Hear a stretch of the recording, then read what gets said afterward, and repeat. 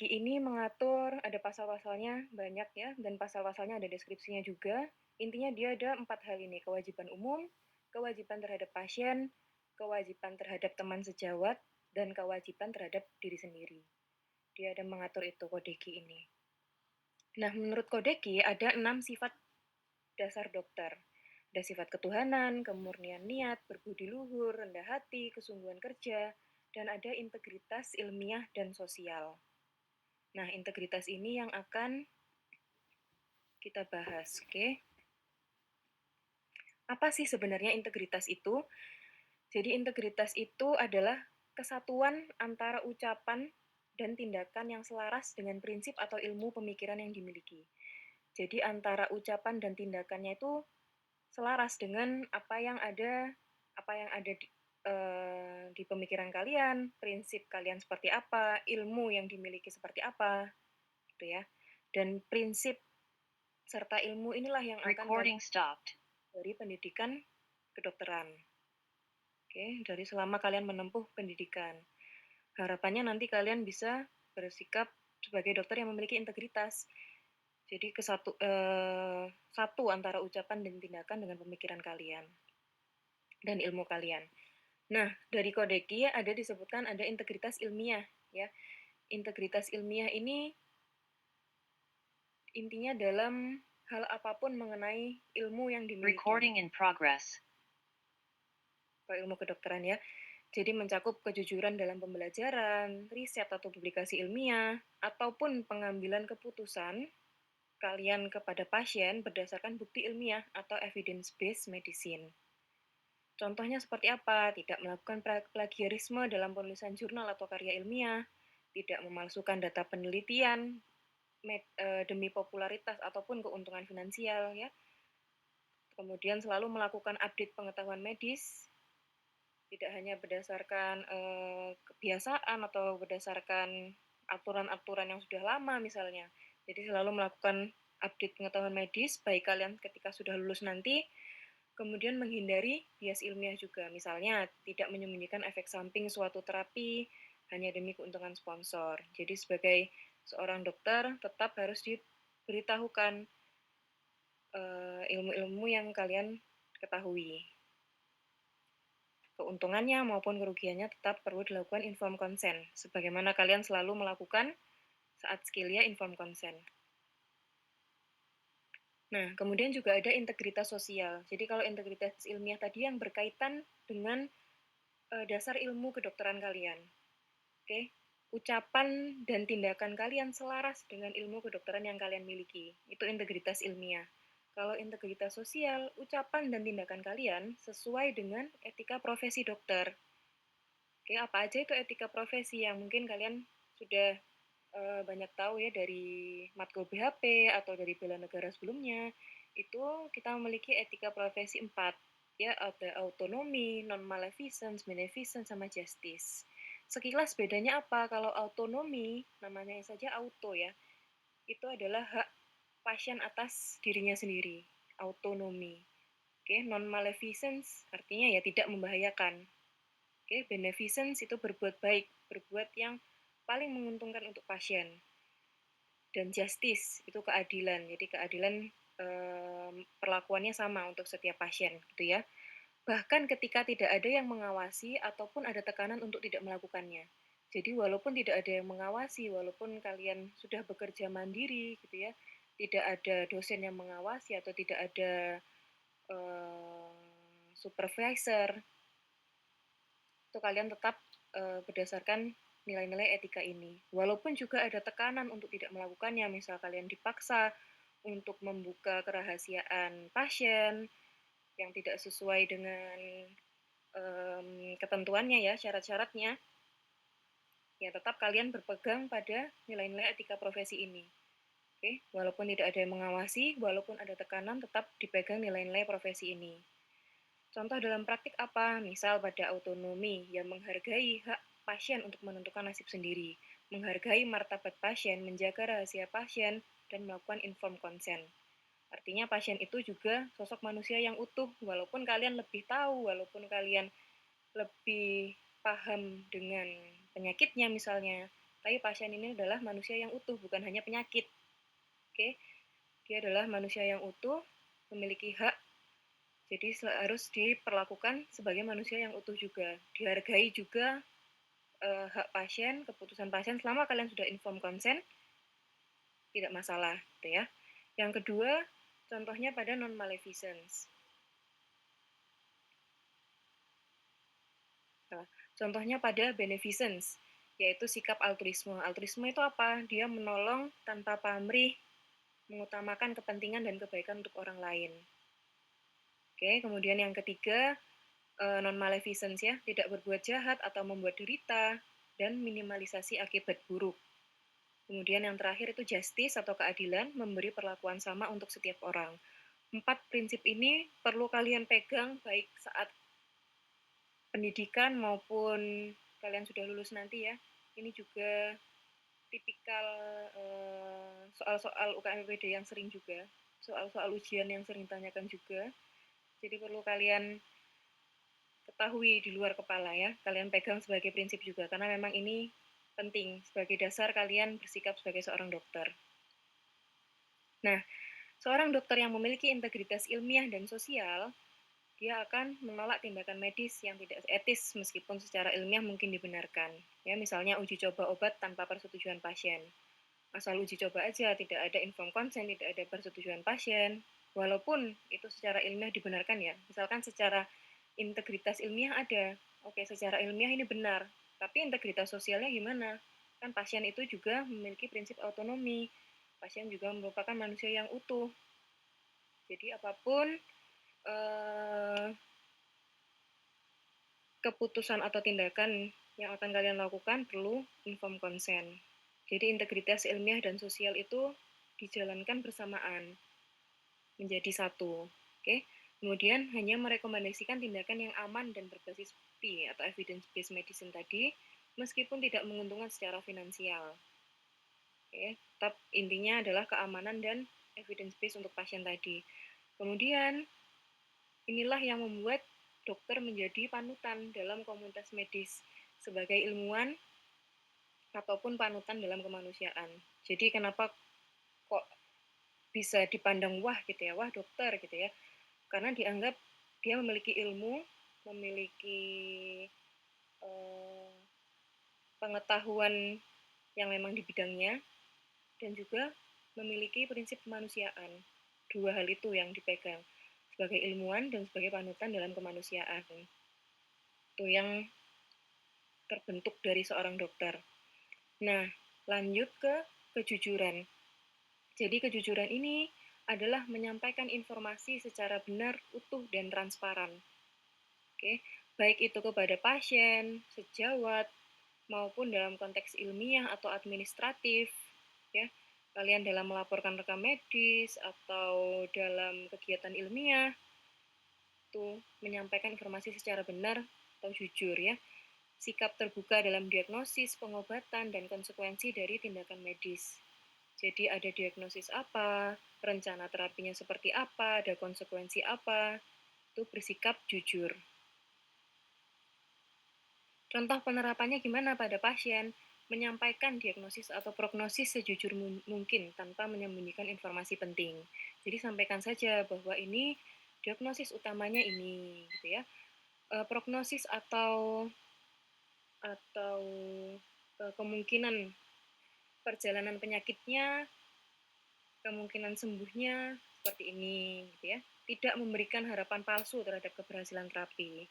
Seringkali pasien itu mengharapkan sembuh total misalnya ya, tidak nyeri sama sekali dan lain-lain. Nah, itu perlu kalian terangkan bahwa ini misalkan hanya menurunkan atau meminimalkan atau mengurangi gitu ya rasa nyeri. Kalau memang belum bisa sembuh total atau perlu penanganan lebih lanjut, itu juga perlu kalian sampaikan agar pasien tidak dari awal tidak berharap sangat tinggi atau ekspektasinya sangat tinggi gitu ya. Jadi perlu disampaikan yang sebenarnya, disampaikan kejujuran atas informasi itu tadi. Kemudian menginformasikan semua resiko dan manfaat sebelum prosedur medis dilakukan. Oke, dilakukan prosedur medis apa, resikonya seperti apa, manfaatnya seperti apa. Gitu ya. Intinya informed consent bahwa akan dilakukan atau akan diberikan tindakan atau terapi apa yang bertujuan seperti apa, nanti resikonya seperti ini, manfaatnya seperti ini. Jadi pasien mengetahui. Oke, begitu juga ketika pasien menolak misalnya. Kalian juga sampaikan resiko menolaknya seperti ini. Jangan lupa ada hitam di atas putih bahwa sudah diterangkan dan pasien menolak. Oke, tuh penerapan kejujuran kepada pasien. Kemudian penerapan kejujuran dalam praktik medis. Misal terjadi kesalahan medis ya, itu melaporkan kesalahan medis yang terjadi serta berupaya memperbaikinya dan mencegah agar tidak berulang. Oke, kemudian membuat atau tidak membuat atau memalsukan data rekam medis atau hasil lab.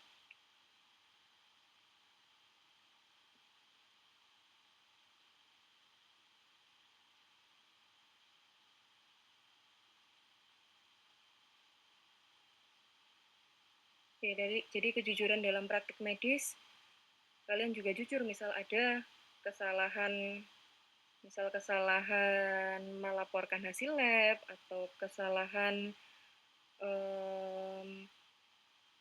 menghitung atau memilih obat gitu ya, itu harus dilaporkan, oke, dikonsultasikan kepada supervisor atau yang bertanggung jawab di tempat tersebut. Oke, itulah kejujuran dalam praktik medis karena kepentingannya apa ya, untuk keselamatan pasien itu tadi. Oke, keamanan dan keselamatan pasien. Kemudian tidak membuat atau memalsukan data rekam medis atau hasil lab. Ya, rekam medis apa adanya, hasil lab juga apa adanya. Disampaikan juga apa adanya. Intinya jujur dan menyampaikan yang sebenarnya gitu ya. Kemudian kejujuran dalam penelitian dan pendidikan. Tidak memplagiat atau memalsukan data dalam publikasi ilmiah, jujur dalam menyampaikan keterbatasan penelitian atau terapi yang sedang diuji. Oke. Keterbatasan penelitian ini juga penting, ataupun keterbatasan kompetensi kalian dalam menangani pasien, atau keterbatasan pengetahuan atau penelitian, itu juga jujur menyampaikannya, tapi dengan pemilihan kata dan komunikasi yang baik ya. Nah, itu harus sering-sering dilatih, oke, agar pasien tidak salah paham atau agar yang menguji penelitian itu tidak salah paham gitu ya, bahwa memang ada keterbatasan ini begitu. Kemudian juga kejujuran dalam relasi profesi. Jadi dengan sejawat atau kolega itu juga penting, karena dalam salah satu sumpah dokter itu ada memperlakukan teman sejawat sebagaimana saya ingin diperlakukan. Kalau dulu sebagaimana saudara kandung gitu ya. Tapi sudah diperbarui menjadi memperlakukan sejawat saya sebagaimana saya ingin diperlakukan. Itu ada dalam lafal sumpah dokter yang akan kalian ucapkan di atas kitab masing-masing ya, di atas nama Tuhan masing-masing dan kitab masing-masing. Jadi itu perlu dijaga juga.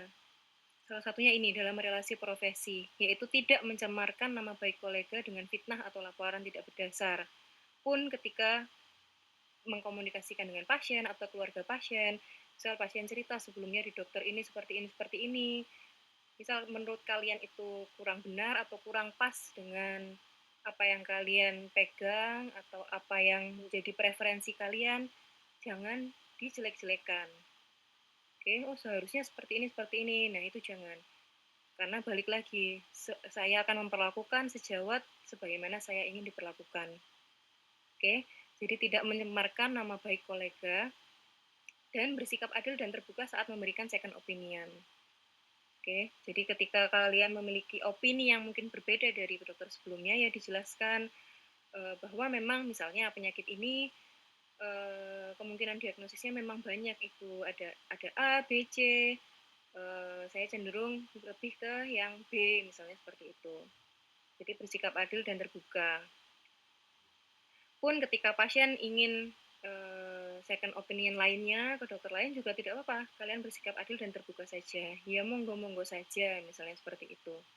Ya, itu pentingnya dalam menjaga relasi profesi, karena selama ini itu yang selalu dilakukan dalam profesi kedokteran. Oke, jadi dijaga relasi profesi ini. Oke. Nah, seorang dokter yang menjunjung kejujuran akan dapat membangun kepercayaan pasien terhadap dokter dan sistem layanan kesehatan. Ya, jadi kalau dokter atau ya semoga semua dokter ya, makanya integritas dan kejujuran itu perlu dijaga agar kepercayaan pasien, kepercayaan masyarakat terhadap profesi kita itu tidak rusak. Gitu ya. Itu membangun kepercayaan itu tadi, kemudian menghindari malpraktik, konflik hukum dan dampak etis, ya. Karena bagaimanapun profesi dokter ini cukup beresiko memang ya. Cukup beresiko dituntut, disalahkan dan lain-lain itu ya. Asal berintegritas, berkejujuran ya. Berdasarkan ilmu yang kalian ketahui, selaras antara ilmu dan yang kalian ucapkan serta kalian lakukan, itu juga demi keamanan kita dan sejawat lainnya. Oke, menghindari malpraktik itu tadi, menghindari konflik hukum. Oke, dan yang ketiga menjaga martabat profesi kedokteran sebagai profesi yang berbasis pelayanan dan ilmu. Oke. Dan mendukung pengambilan keputusan medis yang tepat dan berbasis informasi. Jadi demi kebaikan pasien, demi kebaikan kita sendiri dan sejawat, serta juga demi martabat profesi kedokteran itu sendiri yang sudah dibangun dari lama ya, bahwa memang martabat profesi kedokteran seperti ini. Dia memang ilmuwan, berbasis pelayanan, ya sudah mengetahui ilmunya, kemanusiaan pula gitu ya. Makanya dianggap wah dan memiliki martabat yang tinggi. Oke, dan itu yang perlu dijaga. Oke, jadi sekilas perbedaannya seperti apa ya antara kejujuran dan integritas itu? Kejujuran itu sebenarnya adalah bagian dari integritas. Kalau kalian lihat tadi di slide-slide-nya, integritas itu juga mencakup kejujuran. Oke. Nah, kejujuran sendiri itu dia definisinya ucapan dan tindakan yang benar. Sudah sampai situ saja, ucapan dan tindakan yang benar, menyampaikan informasi yang benar. Nah, itu kejujuran. Kalau integritas dia lebih luas, sudah mencakup kejujuran, konsistensi nilai, keberanian moral dan tanggung jawab pribadi. Jadi integritas itu yang perlu ditanamkan dan konsisten dan dijalankan terus-menerus. Itu ya integritas karena dia mencakup kejujuran dan nilai-nilai lainnya tadi dan harus konsisten serta itu adalah tanggung jawab pribadi masing-masing. Oke.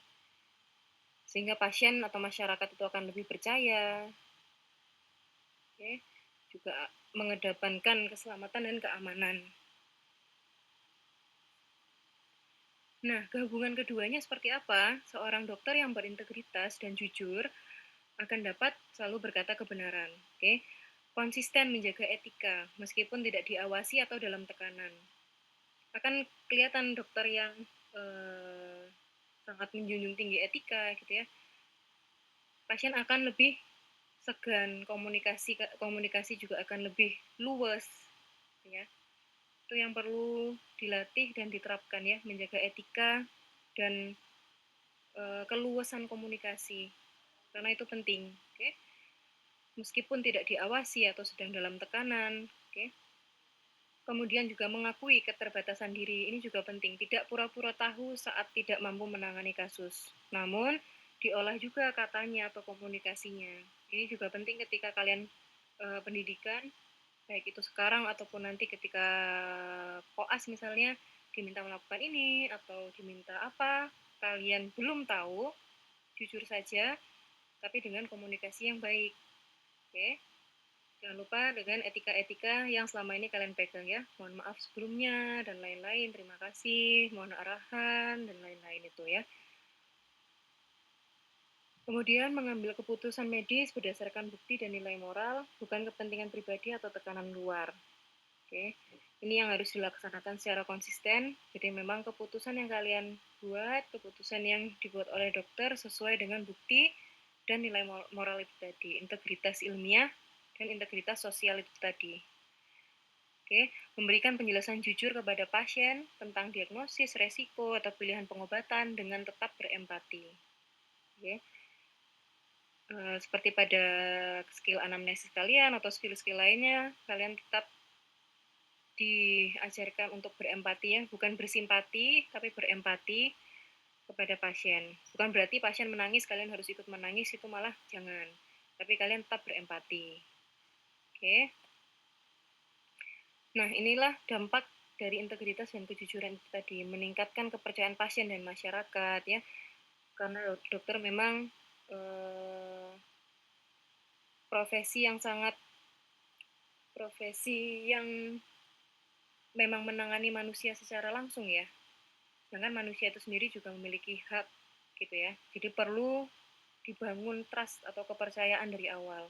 Kalau dari awal pasiennya sudah sulit percaya sama dokter, sulit percaya sama profesi kita, ya akan lebih sulit ke depannya. Ya, jadi itu pentingnya untuk membangun kepercayaan. Oke. Kemudian menurunkan resiko malpraktik dan konflik hukum, oke, demi kepentingan kita, sejawat kita dan profesi dokter itu sendiri. Oke, dan mendorong budaya akademik dan klinis yang transparan dan bertanggung jawab, serta membentuk dokter sebagai panutan baik ilmu dan panutan kemanusiaan. Dua itu tadi yang dipegang, ya berdasarkan integritas itu tadi, integritas ilmiah dan integritas sosial. Jadi yang perlu dipegang bahwa dokter itu memang memiliki ilmunya dan memang memiliki jiwa kemanusiaan. Dua itu yang membuat profesi ini terjaga dan terpercaya sampai sekarang, dipercaya gitu ya, dan itu yang perlu dilestarikan dan dijaga. Oke, itu sekian untuk materi bela negara kali ini daftar pustakanya. Kalau kalian ingin lihat, ingin baca-baca lebih lanjut, ada di Google ya, silakan. Oke, terima kasih atas perhatiannya semua. Silakan kalau ada pertanyaan atau diskusi lebih lanjut.